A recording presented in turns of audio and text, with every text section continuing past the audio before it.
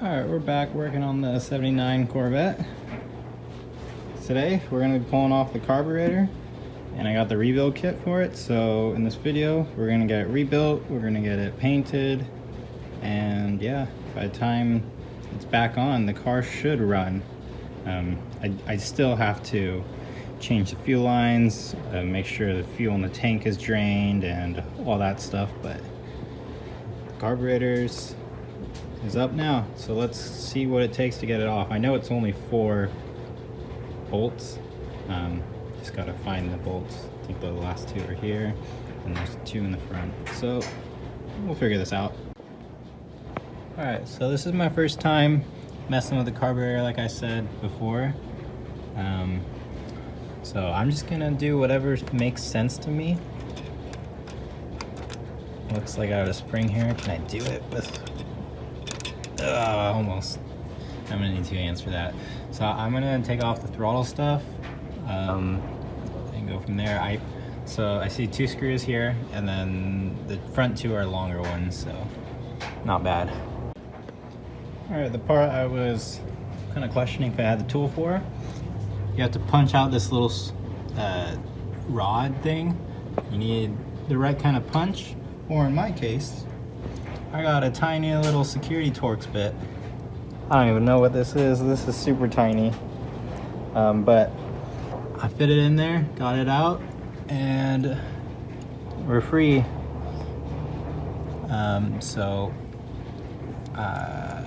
Looking at it now, I guess I don't really need to disconnect the throttle, because this is disconnecting the throttle. So just gonna set that aside. Now it looks like I just have hoses to take off and different fuel lines and stuff, and then I can unbolt the carburetor. I just took a bunch of photos all around it. Now here's just a video going around it. Just because, I mean, I'm sure if this is something you do often, you can just memorize this stuff, but with this being my first time, I'm trying to take as much precautions as I can, you know? There's the leaky fuel lines down there. Now you can actually smell the gas, you can see the dead spiders, so it's not gonna be pleasant removing with all those dead bugs and spiders and stuff. Alright, disconnect everything and then unscrew it. The hose that goes here is this one. This is the, follow along, this is the damaged one. Small ones going off of the emissions right here. Alright, got enough disconnected where I want to go ahead and lift it up and just see what else is connected. A couple of the fuel lines on the bottom, they're kind of hard to get to. They're pretty stuck, so I know they're going to tear anyway, so just going to lift it up. So this is a 1/2 inch, I believe it was. Yep, 1/2 inch. Super loose, like these don't get tightened that much. It's more of a reminder for me when I put it back together, but yeah. Oh, these back ones were tighter. Can't do it left-handed. Okay, need 2 hands. As of right now, I'm not sure what this one is, because it seems to be going right into the brake booster. So is this just like a beefed up vacuum line? Either way, take a wrench, get that off. I got the 4 bolts off, so it's loose. I gotta do this front one that's has the same sort of deal in. I think they're both Teflon taped in or something like that. But yeah, gonna undo those right now. Got this little vacuum line off. Okay, still working on this one. So with this car, obviously I don't have the skills to make this perfect, factory original, everything as perfect as it should have been from the factory. I don't have the skills to do that, and I don't really have the desire to do that. I'm definitely going to keep it as original as possible, but I'm not going to go overboard where like I'm buying the screws that originally came in this car or something like that. So I'm telling you this because this little line broke. So where this part goes into here, they must be dissimilar metals because they were seized. And I haven't been able to get them to separate at all. So I ended up just twisting the hose until it broke, and there it is. I'll have to see if I can get a replacement hose for this. This is like a metal hardline, but it just goes into this soft tubing, so that's kind of making me think, like, can't this just be a rubber hose? I don't know. Let me know if you know. Would I be all right with just switching this out to a rubber hose? I mean, I'm gonna look for the right hose, obviously, and if I find it, I'll buy it. But in the meantime, like, if I just want to get this car running, I think I'll be good. I think that's the plan. Gonna do the other one and gonna try not to rip it off this time. All right, this line with the T goes in at the very bottom down there, just under the big fitting. I'm just gonna swing this out of the way. That should be good. Still got the big feed line in there. All right, got the main fuel line off. So again, if you missed the last video, I don't really have the SAE size. I have mainly everything in metric, so I don't have a standard size wrench that can fit this. I think it's supposed to be a 1 inch or something like that. Got this one off without it breaking, so just the trick is just spray a bunch of penetrating fluid. I sprayed some on this back one, but I mean, it wasn't enough. It's still locked in there. So this is good. This is the main fuel line. That's everything disconnected. Now let's put this on my bench and let's look at it. All right, so first look down the intake manifold. Looks pretty clean. Honestly, that looks like brand new. This side has a little bit of fuel oil. But like, this looks suspiciously clean, you know? I don't know what's going on. That looks brand new. That's crazy. I know it's supposed to be pretty new since it's covered and sealed off, but that's crazy. So the carburetor. There we go. Flip it over.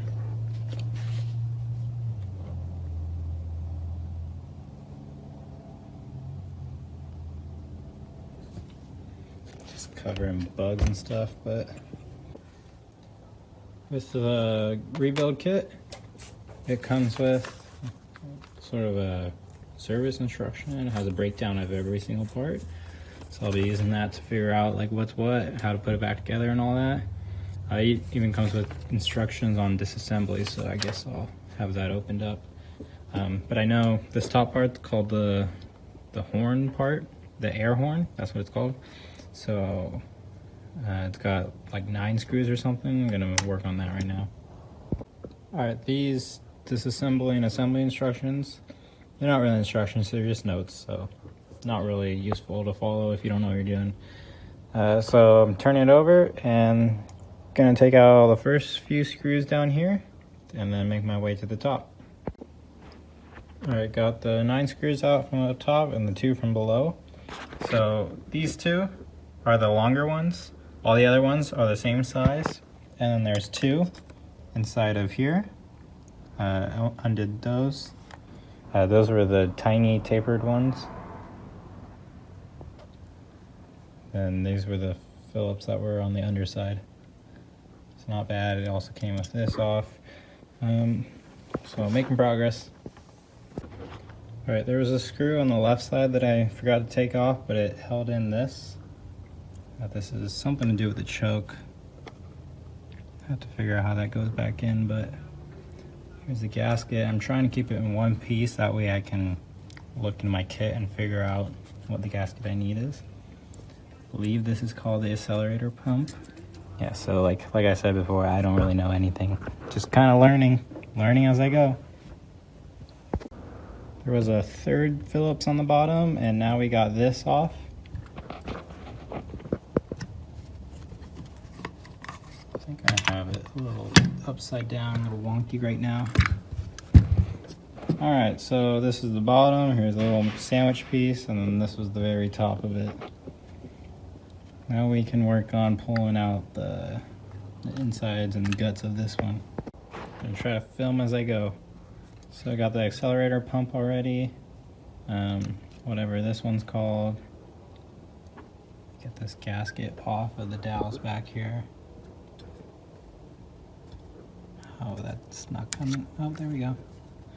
It is possible, I've heard it's possible to reuse these gaskets, but like, they're so cheap. I mean, unless you're just in here doing maintenance or whatever happens and you just go back in here, but all right, here's a float down here. Gotta take my measurements on it, figure out what everything's all set at and all that.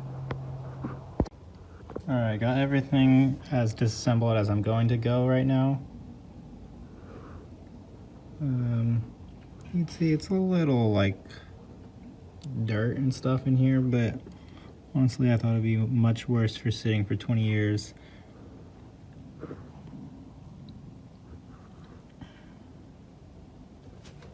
Yeah, everything doesn't look too bad. I don't even know what this plastic thing is, but I'm just gonna put it right back.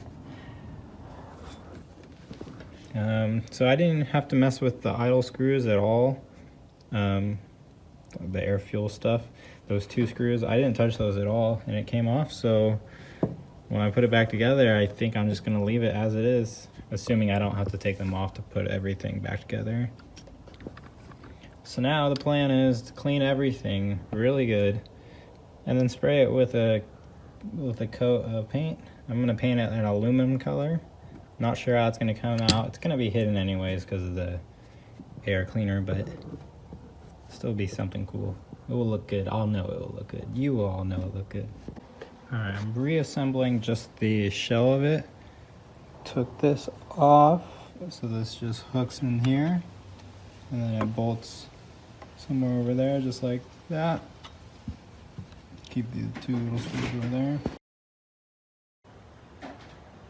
All right, got the carburetor all painted up. So I painted it this aluminum color, and I think it came out really good.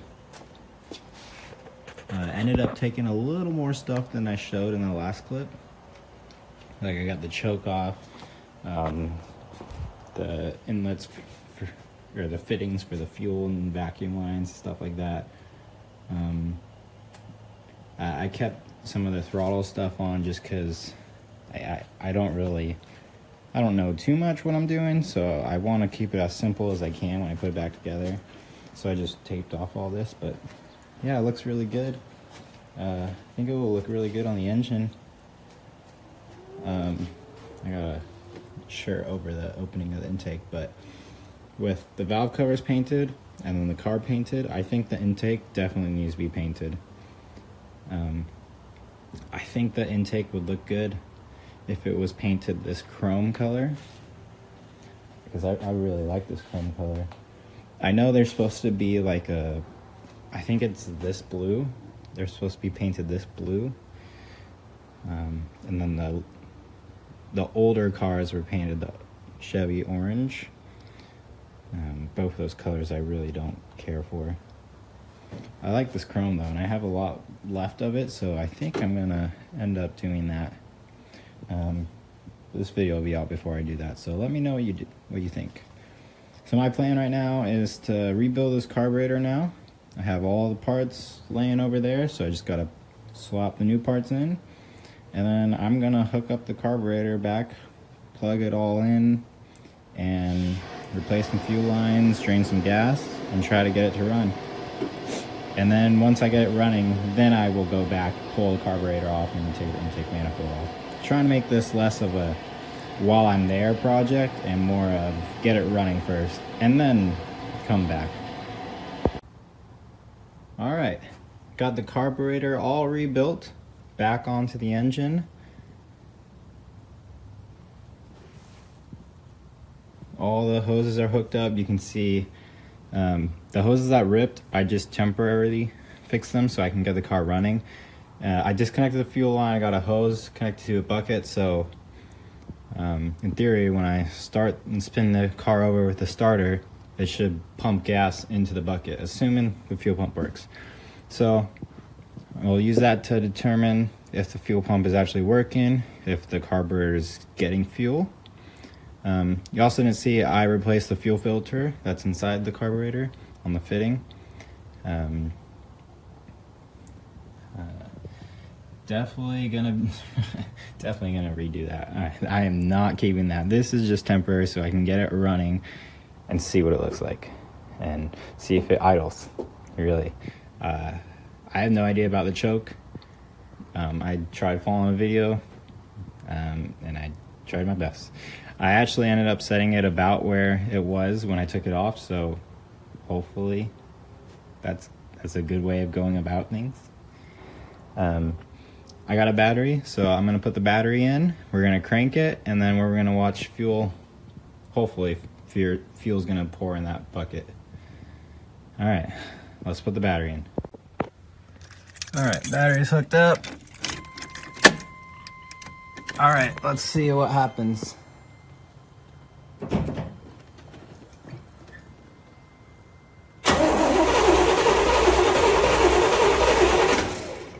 Oh, I saw fuel.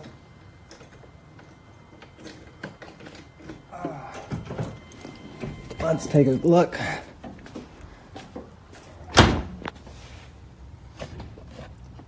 Yeah, it dumped fuel. This thing's gonna run. I did end up putting better gas in here and getting rid of that old gas. I mean, obviously the right thing would be to flush the lines, but gonna do what you gotta do, you know? All right, we'll crank it again just to let fuel get up there.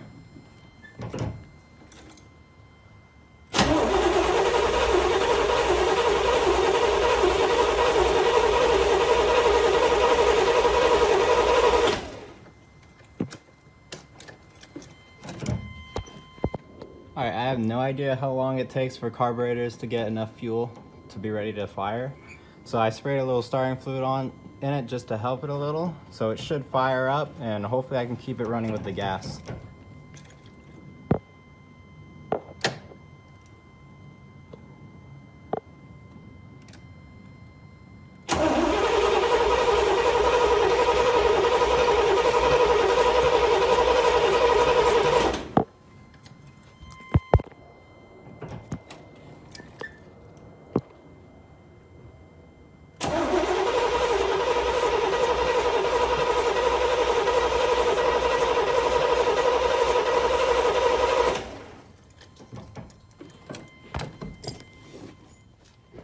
Kind of sounded like I had a leak right there. Found the leak.